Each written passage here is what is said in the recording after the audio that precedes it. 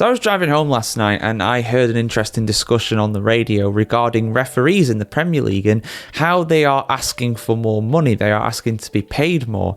And I did some research this morning and it doesn't appear as though that is the case. That's not really what they're asking for here. It's a bit of a complicated situation, but I'll do my best to explain it to you guys. So essentially, you know about the PGMOL. They have been in the headlines for all the wrong reasons over these last couple of seasons, but they are the referees body. They are the people that decide the rules here in England, and also they pay the referees for the Premier League too. And the average Premier League referee can earn up to £240,000 a year, or around £20,000 a month before tax, which is a lot of money. That is a very well paid job. That is way more than what GPs earn, what anybody earns in any walk of life, really, unless you're like a high up executive or a banker or something like that. Not even the Prime Minister of the United Kingdom earns that much without expenses, of course. You know, good old politicians with stuff like that. But we're not talking about politics, we're talking about football. Totally less controversial. Basically, Howard Webb, though, the head of the PGMOL, who was, of course, a very renowned referee from back in the day, and infamous referee as well in some circles, depending on who you ask. But he's basically said that if things don't change with the PGMOL in terms of the funding, they are going to lose around £23 million over the next 5 years, which is just under £5 million per year, which is a lot. So that basically means that organisation is being run right now and is actually losing out on money. Now, why is this? Why is the PGMOL losing money? Well, they have blamed inflation and the enhanced support system that is now in place for referees. Now, it's not too in-depth in terms of saying what these actual enhanced support systems are. I don't think it's related to VAR. It said that VAR is a reason for this because of the increased presence of match officials and obviously having to pay these officials more for their time because they're having to play more games effectively. Instead of having 4 officials on the pitch, you also have a couple more back in the VAR centre as well. So the cost of refereeing and officiating these matches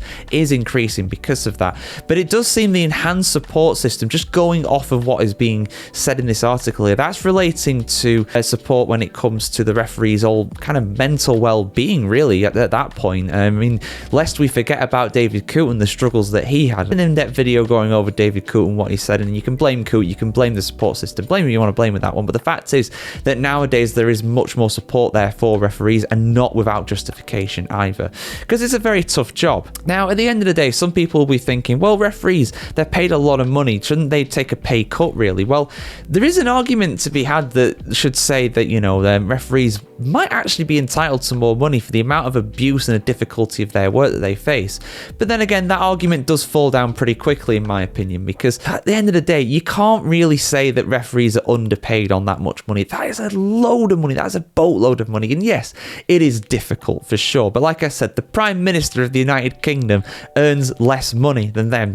He's on a smaller salary than what Premier League referees are. You can also look at lower paid jobs as well. Teachers, nurses, even doctors. I mean, doctors are well paid, don't get me wrong, but they are paid a lot less in general than that. Most people are. So I don't think the PGMOL is going to get much sympathy when it comes to this, to be honest. I mean, even if you go down to the Championship, the second tier of English football, the average referee, they actually earn around 120 grand a year. I mean, that's a lot of money. That's double the average wage of a GP here in England. So I don't really see that argument standing up. I don't think that referees should be paid more, really. I mean, you can argue that they're entitled to more because of the abuse they face and stuff like that, but have you ever tried controlling a classroom full of 30 rampant teenagers or young kids or whatever? I can imagine being a teacher is an extremely difficult job. I've never had to do that, by the way, but I could imagine what that is like. So, I don't think that argument really stands up when you compare it to other works. But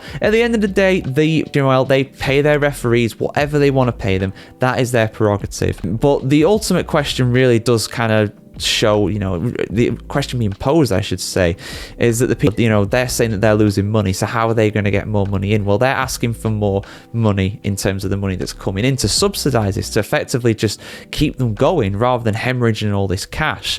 Now, who pays the PGMOL? Well, I've looked this up. It's actually the Premier League, the English Football League, the EFL, so tiers 2 through to 4, and also the Football Association, the FA in England. So if they're going to get more money through, then they have to get it from those guys. And they're blaming inflation, they're blaming things like that, the support system and stuff like that. And for what it's worth, they'll probably get that money. But clearly, right now, their current model is unsustainable. And the fact that they are being paid so much with all the expenses and everything, that has to be one of the biggest causes for it. So, in my opinion, I don't think referees should be paid more. I think they are paid extremely well for what they do. I really do think they do.